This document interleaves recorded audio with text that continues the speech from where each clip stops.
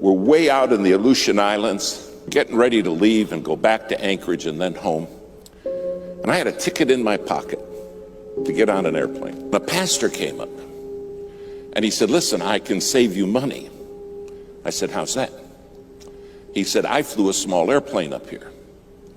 And I fly a small airplane, and I can take you in my little airplane and you can save your ticket. And against every better judgment I had, I said, okay. Well, we went out to the airport, took us by his little plane, and I looked at it.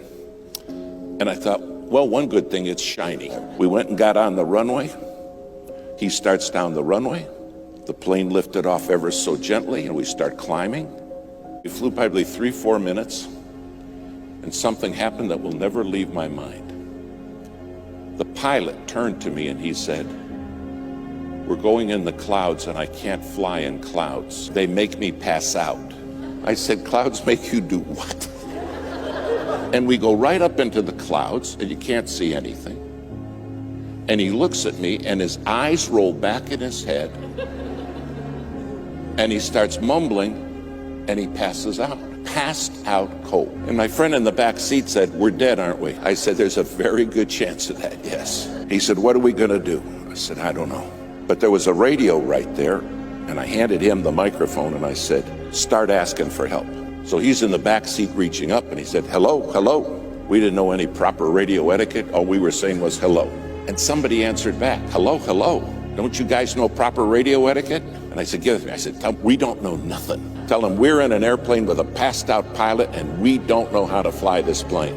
After about 5 minutes, Anchorage came on, said, we understand you have a passed out pilot. And I'll never forget what this man at Anchorage said. He said, my job is to get you home safe. He said, that's my job.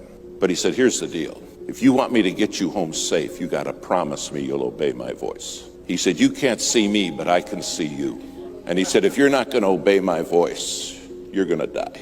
I never said, I have to follow your voice. Is that reasonable? You see, I understood without his voice, I had nothing. And do you understand? Without God's voice, you have nothing. Nothing. Finally, he got us turned. And he said, I'm freezing all the traffic in the area. He said, it's going to take me an hour and a half to get you to Anchorage, and there's a lot of weather between you and Anchorage. You're in for a rough ride. And he said, I want you to hear me. I don't want you to look at what's going on outside. I don't want you to pay attention to the storm, just my voice. He said, if you start watching the storm, you will die. But I'll take you through it. Now, because they cleared all the traffic, several pilots, those nighttime freighters, those 747s, started talking to us. They said, we're praying for you, men. You're going to make it. But listen to the voice. That's the key. They said, trust the voice. Finally, we went through the worst of the weather, but there was still more.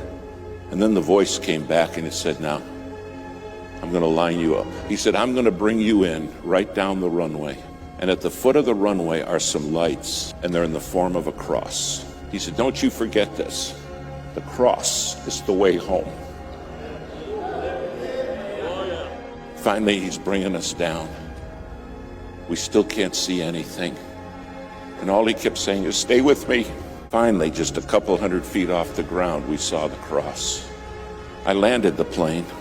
In fact, I landed it 7 times.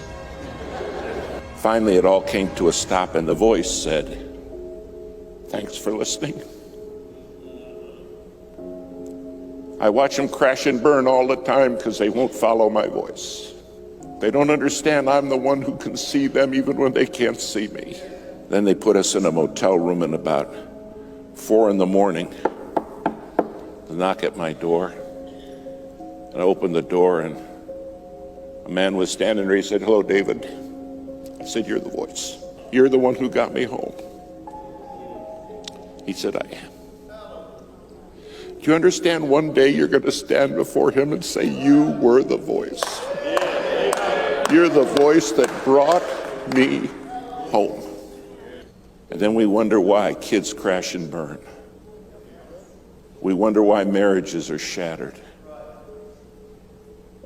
And the Lord's saying, I'm the one who has the voice. All I can remember is that voice saying, stay with me. Stay with me.